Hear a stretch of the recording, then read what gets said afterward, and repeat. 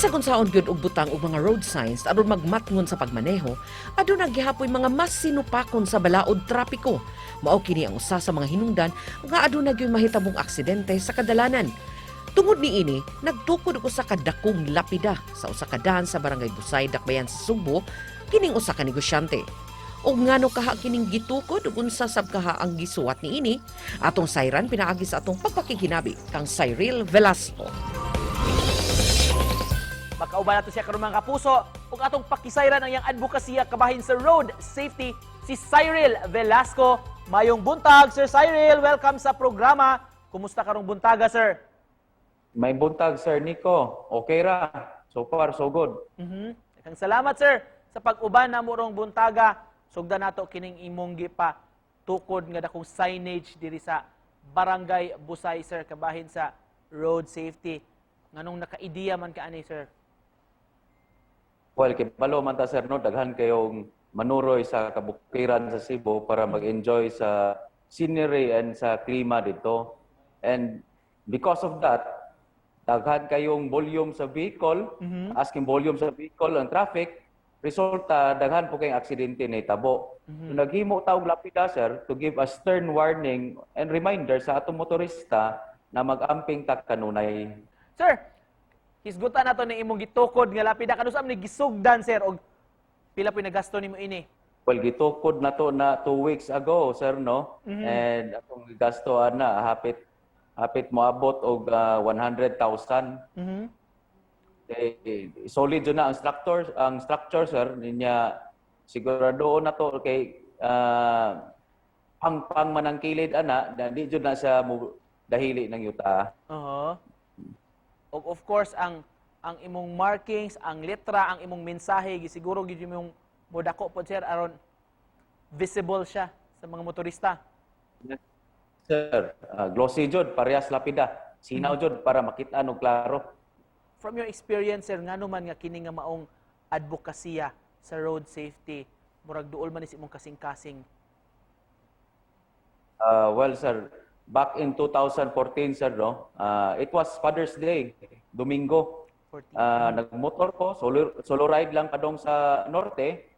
Dito nagdisgrasya ko sa Taton. Nabanggaan ko habal-habal driver na batanon, sir. 20 anyos pa to. Unya, wala pa siya lisensya. Naskurbada, blind curve, ni counterflow siya. Dito nag-head-on me, nagsugat me, bungkag jud ang motor. Moto na siya, unfortunately, namatay. No? Ako, swerte, nabuhi. Pero nanay mga injury, nanay puthouse now, napoy hiwi ng kamot. Ano sa may mga surgery nga gi-undergo nimo that time, sir?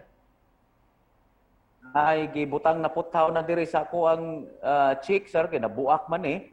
And akong kamot pod, no, nahiwi na. Nabuak pod sa diri. We've learned, sir, nga kaning ubay-ubay ba gyud tuod matud pod sa mga opisyales labi na sa barangay kapitan nga daghan jud record pod sa mga road accidents sa maong parte sa Barangay Busay, pasaka sa bukid, sir. Ngano man pong kining area ang inyong napilian, Sir Cyril, nga butangan ini imong dakong lapida? Well, kanang area, sir, munay last stretch na pasaka padong ubos sa anang iskina padong tops, no?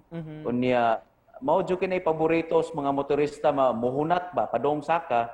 Kunya kung padong po ka sa syudad sa Cebu City, sa Cebu, mao po na straight padulhog pod na dapat unta mo shift ta og low gear. Hindi ta magpakusog kay basi unyag maputlan ta og brake or daghang mang kurbada diya, sir. In relation to this, Sir Cyril, can you elaborate to us, sir? Pasabot lang bisag gamay nga mga pahimang no tips sa atong mga viewers kabahin sa road safety. O ang ayan nilang timan-an sa kadalanan. Well, first, no, akong tambag sa mga viewers bahin sa road safety. Mag-eskwela jud, no? Gain knowledge about driving and get the right training, no? Ayaw lang nang kanang mag-cut-on lang ta sa balay, unya ang mutudlo kay si mamagpapa o si uncle, auntie, pero wala maguna sila ang kasagaran nung kanuwa sila kibalo unsay mga rules and regulations. And also, napoy akong tambag pod sa uban na dili kayo nila i-value ilang life ba. Huna-unao lang pod kung dili kay importante inyong kinabuhi, no?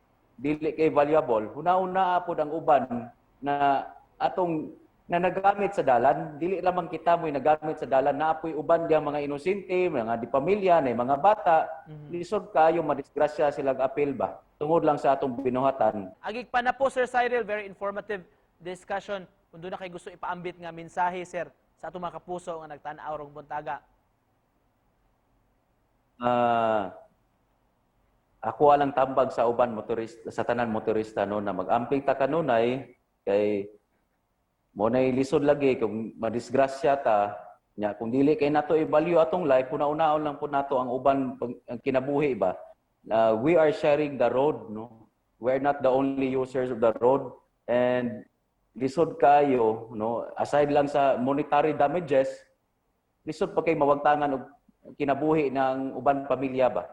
So hinaot kung unsa ta kahadlok aning COVID or COVID positive patient, inana po nato i-treat unta ng mga driver na gitawag natong kamote ba. Daghan kayong salamat sa imong pagpaambit karong buntaga sa imong istorya. Hinaot nga kukuan kini og pagtulun-an sa atong mga viewers, mga kapuso. Cyril Velasco, daghan kayong salamat, Sir Cyril. Thank you, Sir Nico.